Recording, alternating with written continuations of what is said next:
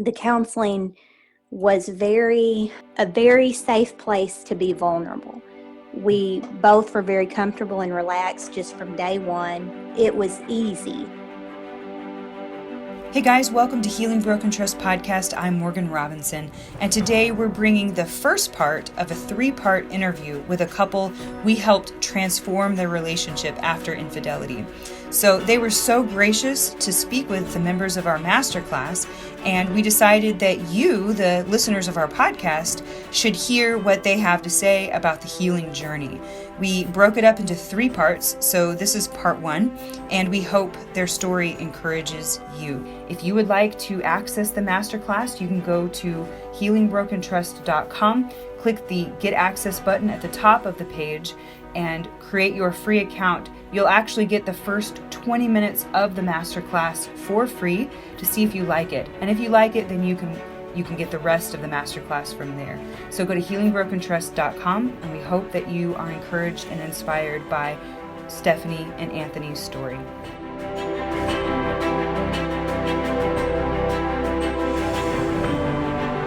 This is the couple I mentioned where the wife was able to be assertive and talk about her needs because she felt secure and safe.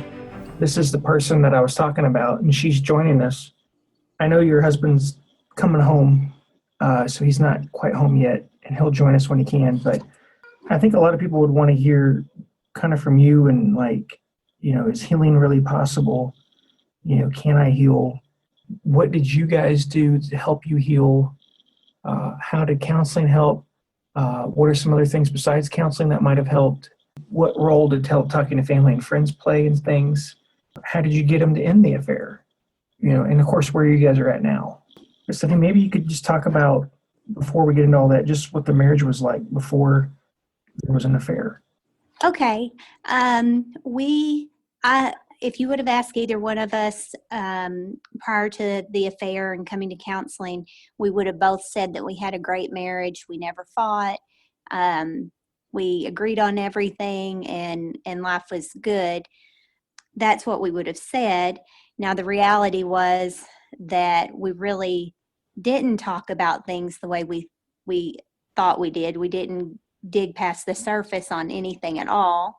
And we didn't fight because one or both of us always withheld our opinion to keep peace.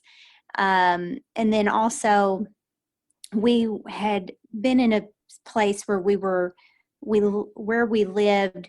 Each of us drove half an hour to an hour in opposite directions of each other from where we lived to work. So we spent 10 to 12 hours a day away from one another, and in high demand jobs, especially my job at the time was very high demand. And this went on for 3 or 4 years, and over time really took an emotional toll on each of us, and took both of us really to a burned out place in life, emotionally and as far as work was concerned, and just daily task even. So that's kind of where we were prior to the affair. Okay. Stephanie, how did you discover the affair? I kind of had, I began to figure out things weren't quite right. I initially started just realizing that something had to change for us. I could tell that we weren't on a good path, and Anthony was being more distant, and there were just a lot of clues I picked up on that something wasn't right initially. And so I began looking for a new job, thinking at that time that if I found a new job that was less stressful for me, that I would have some energy to put into my marriage again.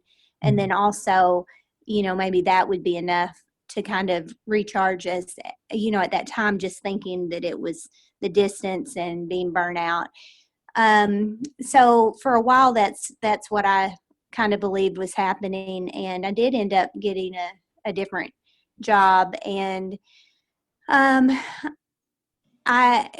there was actually a day that Anthony called me while I was at work and told me that there was somebody who had, I don't remember exactly what was said, but he basically told me that there was a woman at his job that had, I believe he said maybe they had flirted with one another, but not to worry about it because it had been taken care of, meaning he wouldn't work in the direct area where she was anymore. And so at that time, I wanted to believe him, and I kind of did, but mostly I just really knew we were just not in a good place. And so I started to work harder at trying to correct things. And that was really the beginning. And as the weeks went by, I began to see more clues. And then he finally just told me outright what was going on.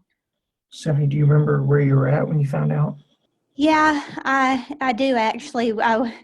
In my living room, just at home. I had come home from work, and at that time, he actually thought that I knew because of something he had seen on the computer, and I did not know. So he was kind of upset and angry when I got home, and so he told me, but he told me thinking I already knew, which I didn't know that specific. Yeah. Specifically what was happening, but we were just in our home after work one day. Stephanie, was he pretty remorseful when you found out, or was he pretty defiant and angry?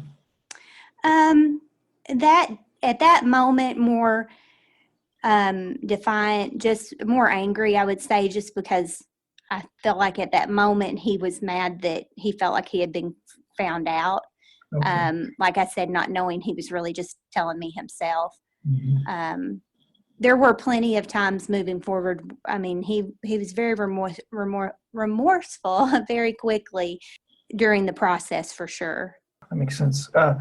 Stephanie, what about kind of the ending the affair? That's often a tricky part of the healing process. What was that like for you guys? Well, for us, it was right from the very beginning.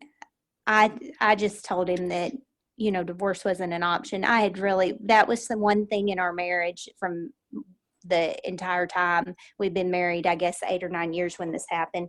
We always had said divorce was not an option. And I stood firm with that at this time even. And I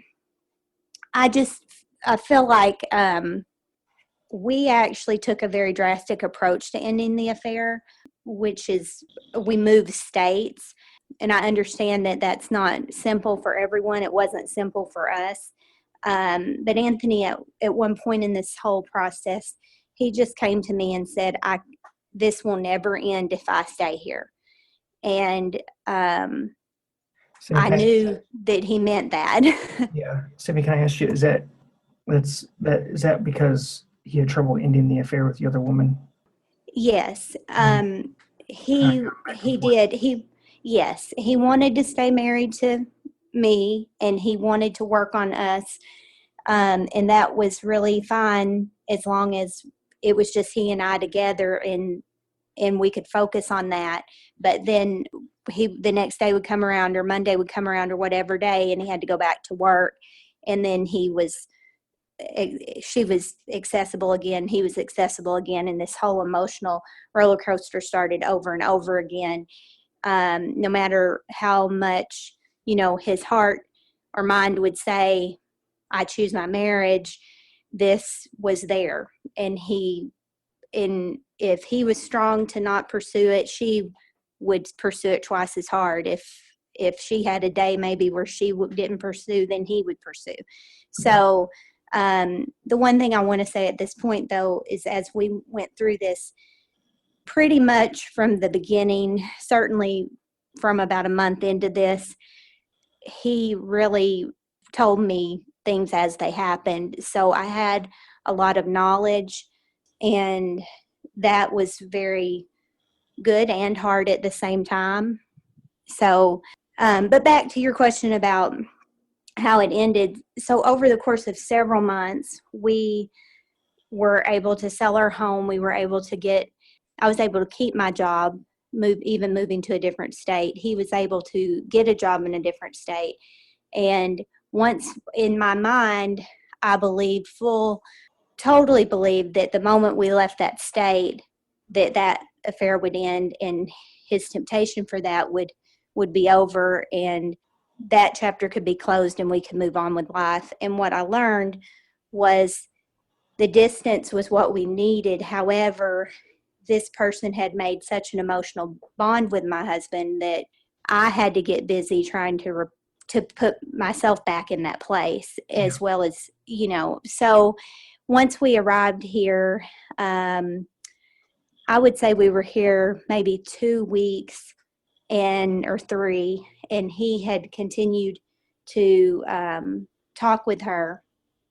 And really, I had suggested counseling many times, and even in the state we lived in before, we had attempted it and had a hard time getting a marriage counselor who would even see us. So when we had been here and things didn't end as quickly as we had hoped, he actually said, if you can get us in to see a marriage counselor, I'll go. And that was when we called Brad. And I would say 3 weeks probably into seeing Brad is when the affair finally ended. And Brad, do you remember what we did when we do you remember the letters? Yeah, I vaguely remember that. Yeah. Yeah. So the woman would not stop pursuing, even when he firmly said he no longer wanted communication with her, and I had even spoken with her. So we ended up sending a letter, each of us sending a letter by email to her, and just pretty much saying, this is it. Do not, we didn't threaten her in any way, but we just made it very clear that no more communication was acceptable. And so that's how it finally ended. And wasn't she pretty ugly after that to him? Yes. Just true Yeah. love. After that final email, she did not communicate with either of us, but we pretty much made it clear that he wasn't coming back to that state. He was not moving her to this one. He was, we really were pretty clear and just made her aware that the next thing we would do would be reach out to her employers. Since this was a workplace situation where it had started. And I believe at that point, it was more trouble than it was worth for the value. I had already began to reclaim my place emotionally in my husband's life. And she, at that point, you're going to have to put out quite a bit of effort to continue that type of thing. Yeah. What advice would you give to somebody who is married to someone who's maybe involved in a situation like that, where they have hard feelings for the other person and they're having a hard time like letting that other person go? Like, as a spouse who's married to somebody, when that happens, what kind of advice would you give to them to help them navigate that? Because that's a difficult situation to be in. It is hard because you do feel like, there were days and times where I felt like there was nothing I could do right, so to speak. There was, sometimes the things that Anthony said didn't even make sense. And sometimes what I said didn't make sense. It's such an emotional time. I would say not to grow weary. You're going to have days where it's exhausting. Don't give up. I feel like if your spouse is saying they want to stay with you, even if they're still acting out, for me, that gave me hope that he just needed me to help him. And that seems strange to say, but as the spouse of someone who's cheated on him, I could tell he was genuine in what he wanted. And I sometimes just being there, and not as hurtful as it is to let him talk about it, I definitely think that counseling was the biggest deal for us, though. Circling back to you, Brad, I believe that just priceless, the time we spent there. So also surround yourself with people who are encouraging your marriage. Mm-hmm. And by that, I mean, we all have people in our life who are going to say at the first sign of trouble, are going to say, just divorce him, or I wouldn't put up with that, or, those types of negative things. And what I would say is during this time in your life, I would surround myself with friends, family. For me, it was people from my church. Just surround yourself with people who, hey, they may not understand why you're choosing to stay, but they encourage you, that if that's what you choose to do, then we support you. Don't isolate. I would say to definitely have people around you who care about you, because that was a huge factor for me, is not isolating. Yeah, definitely. Let me ask you this: sometimes people ask questions about the affair, like they want to know, how big of an issue was that for you to kind of ask these questions and really know what was going on? I'm a person who needs all the facts just in general in life, not just in a situation like this. I've always been a person who, if you, good or bad, if you give me all the details, I know I can work with that. Like, I can then choose how to react. I can choose what path I want to take. I can choose how this is going to turn out, or at least feel like I have some knowledge and power. If I have, maybe power is not the right word, but knowledge feels good to me. I feel less vulnerable when I have more knowledge. It's very hard to ask the questions. It's hard to find out the answers. And at a point, I just really had to stop asking things at a point, because one thing turns into another. I mean, I think there is a certain amount you do need to know, and I think that's healthy for both the person who's been involved in the affair and the person who was affected by it. Because there's a certain amount of healing that comes along with just being honest and open about what has happened. But it is hard. That was probably the most important and the most hard thing for us, is just getting the details out. I will also, if it's okay, circle back to when you said, how did the affair end? And I know a lot of times someone who's been in an affair feels maybe blackmailed, or feels like there's details of things that happened that's being held over them. And Anthony was kind of in that position. He had not admitted to me all the sexual activity that had happened, and had kind of denied a lot of things, which in my heart I kind of knew even without him saying it. But this girl had held that over him, that if we don't talk, then I'll tell her all the details. And what happened for us the day before we sent those letters that ended the affair, is that he just told me. He told me all the details. And then we were able then to, it was such a relief for him. And then we were able then to include in those letters to her and just say, I've been honest with her. I've told her everything. There's nothing you can tell her she doesn't know. So it just shut down that, I think you've called it blackmail factor, where there's just not anything left for the spouse to find out. Surprisingly, that's really common, the blackmail factor. When I'm working with a couple, because time is limited, there's certain things I can't go chase. There's certain things I just can't go ask about. And sometimes, I'll ask out of curiosity, but they don't really pertain to the healing process. But the blackmail thing, I can't tell you how common that is, especially by the other woman, or the other man for that matter. Right. They tend to be single people, and they just do the craziest stuff. Like, it's just the things they do. Stephanie, now you guys came and saw me really before the fair was able to end, after you guys had moved.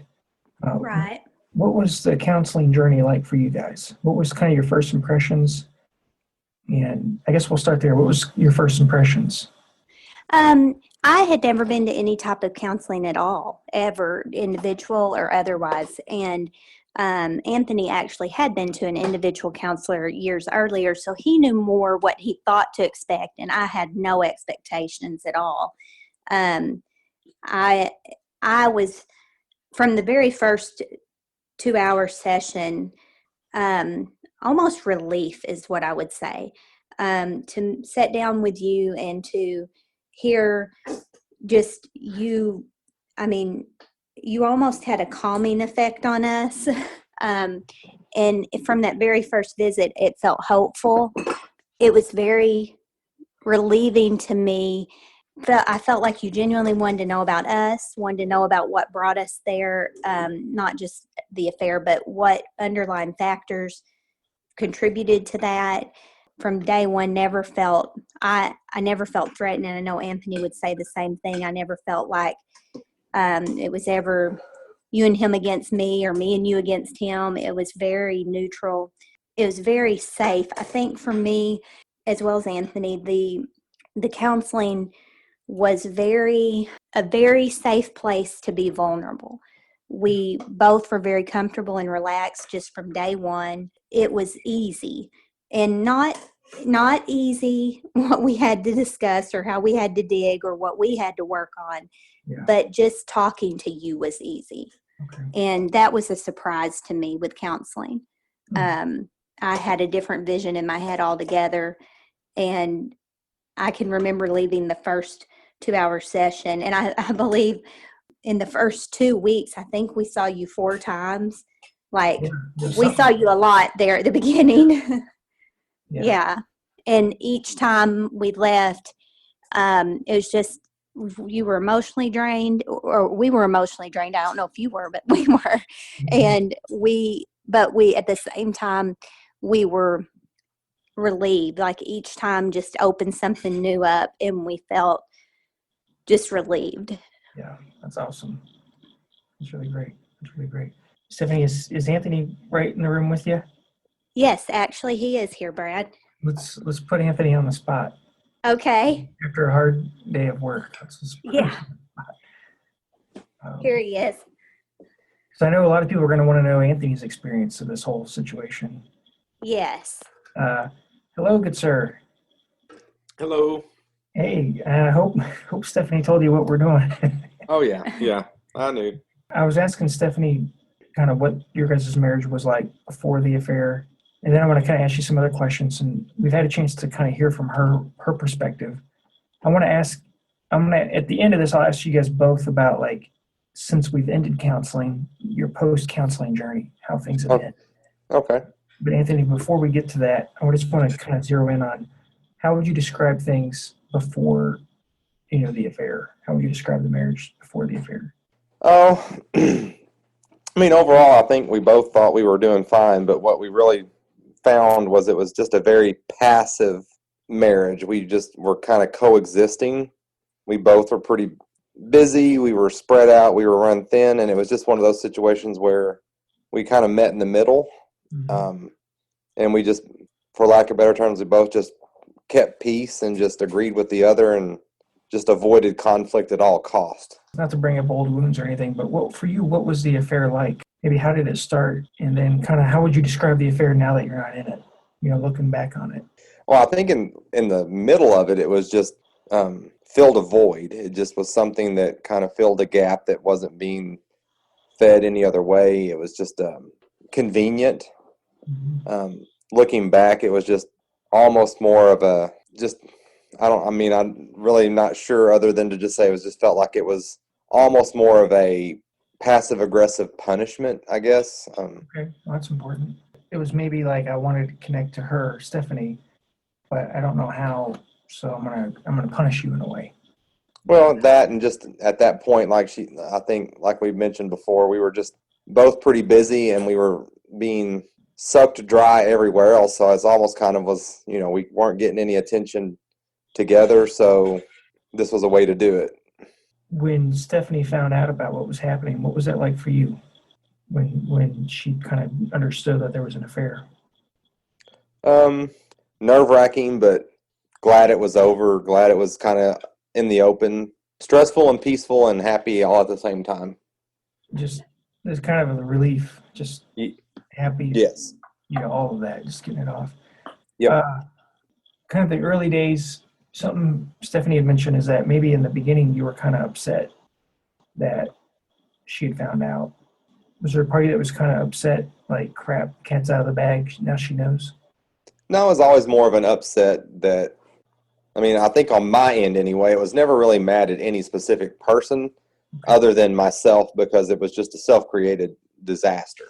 Okay. It's just like most guys don't really like to admit screw-ups. Yeah. And, at that point, you really have no choice. You've admitted to it. It's out in the open. There's really no one to blame but yourself. And Yeah. it was more of an anger at myself than anybody else. Yeah. I can understand that. That makes sense. Anthony, ending the affair, what was that like? Can you tell us about the process? That was just a long, disastrous process. We hope you enjoyed part 1 of the 3-part episode with Anthony and Stephanie. If you would like to participate in the masterclass, go to healingbrokentrust.com and click on the Get Access button at the top of the page. Create your free account and get access to the first 20 minutes of the masterclass. If you like what you see, you can purchase the rest. As always, this podcast is for information and entertainment purposes only.